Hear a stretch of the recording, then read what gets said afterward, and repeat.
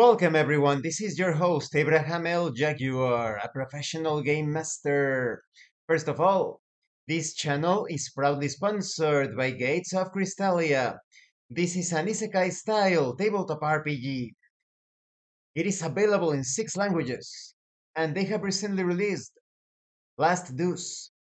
This is the advanced rulebook. It is optional but contains many things related to the setting. Events of the isekai genre, such as the school trip, the beach trip, romance. There is also information for character development as well as solo rules to be played without a game master. You can turn this tabletop RPG into a solo or even cooperative experience without the need for a GM. You will find it in the description and in the pinned comment of this video. This is a card-driven tabletop RPG that you don't want to miss. This channel is also proudly sponsored by pt3 Studios, the publishers and developers of Dames of Asstoria, a tabletop role-playing game where you play as monster girls experiencing high adventure in a world that doesn't fully accept them. They have recently released Daughters of Lamb. This is a pay what you want tabletop RPG where you get to play as cybernetic nuns with guns, looking for the missing pieces of their AI god. You will find it in their website. The link will be in the description and in the pinned comment. This channel is also proudly sponsored by the Red Room Publishing. Please check out their store for exclusive tabletop RPG products and check out their recent release of Final Frontier. This is a streamlined sci-fi tabletop RPG where you get to explore space for justice, for profit, for both. You will find it in their website. The link will be in the description and in the pinned comment as well. Now, a moment please, while I maximize. There we go.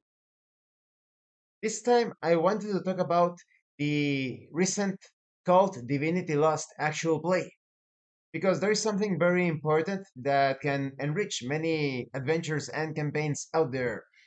The focus of this video is using your character's background. When you create your character, you have a concept. You structure that concept following the guidelines of the character creation process of the system that you are using. Of course, many character concepts can be affected or changed or tweaked depending on the character creation rules. But the concept is always clear. The concept is there. Your character has gone through various different events through his or her life. There are so many things that could have happened, or in the case of alien or otherworldly beings,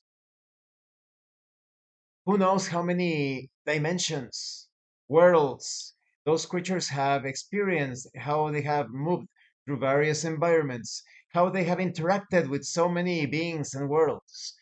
So this is not just for show. It's not just about adding color to your character. This also will have an impact or a mechanical effect throughout the course of your adventures. In the case of the session, I think it was of particular importance that Mark, through his character, he came up with the concept or the idea that because he was a former Stasi operative, there was probably a safe house in the area, right? So that was perfect. He's using his character background. He attempted to remember if there was such a safe house. And of course, I applied things according to the context. I reasoned that, of course, there would be a safe house, and it wouldn't be too far-fetched to think that it was not too far away from the hospital. Sometimes you need to go to those hospitals to get supplies and return to the safe houses. That's logical, sensible within the context, the setting. And so they made their way into the warehouse, the safe house.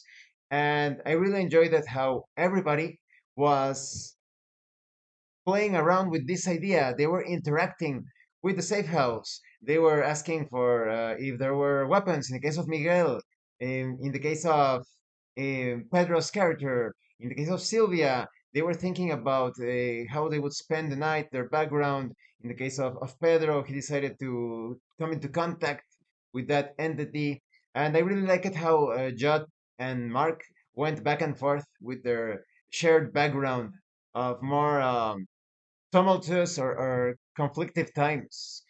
So the character background is always there for you to use during your adventures. And because the safe house was part of the character's background, of Mark's character, Dr. Werner, I gave him full reins on understanding where the objects were located, the resources available. It was all up to him. And I had confidence that he was sticking to the character. He wasn't going to say that there was an experimental laser weapon or something, right? It could be, maybe, could be, but it would be too far-fetched and not within the context of KULT Divinity Lost. So if he suddenly decided that there was like an alien laser gun stashed away, if I thought it was too exaggerated, everything is solved through roleplay. I could have said, suddenly, Mark, well, Dr. Werner was remembering that old comic book where there were sci-fi weapons everywhere, and he wishes wished for the objects to be available in the safe house, right? So the players, as long as it's related to their background, there is no problem for them to have full reign and to come up with all sorts of things as long as they stick to the context, the theme, the setting. I think that is a great way to further promote player creativity, and that's a way of world building, well, playing the role, right? So there is no problem when it comes to the background of your character. So always pay attention to when you can use your background to help you in the challenges that you undertake, that you face during your various adventures, during the scenarios.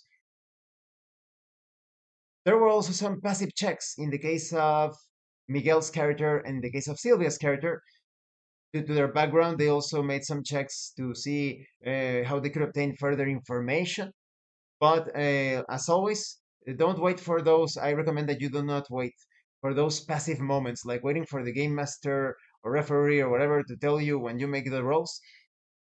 Just do it. In the case of Mark, he decided, I have this background that I was a Stasi operative, an agent. So I try to remember to see if there is a safe house around here, right? So yeah, many good things about the session. And that's why I always put emphasis of being in the present, in the now, not in the I will, I'm going, tempting things in the future. Right now, you are watching the monitor in the present, in the now. You are listening to my words in the present, in the now. It's all about that, being in that moment that is very organic, alive, and not talking to the other players. Nobody's there. Don't talk to the players. Don't talk to the game master.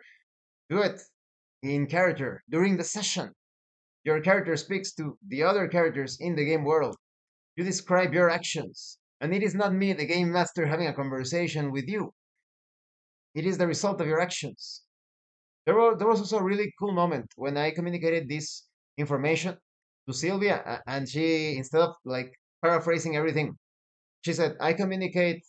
That was the only like error out of the moment, out of the present, when she said, and in the role play, when she said, that you just told me. You who? Abraham is not there. Abraham does not exist.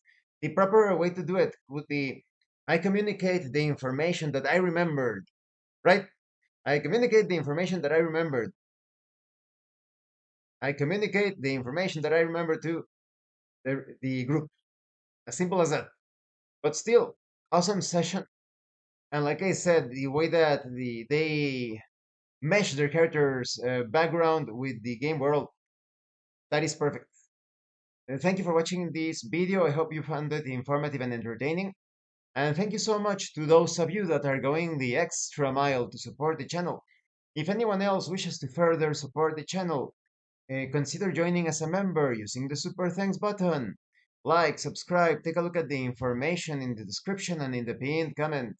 This has been your host, Abraham L. Jaguar, a professional game master. And remember, roleplay solves everything. Once again, thank you and see you later.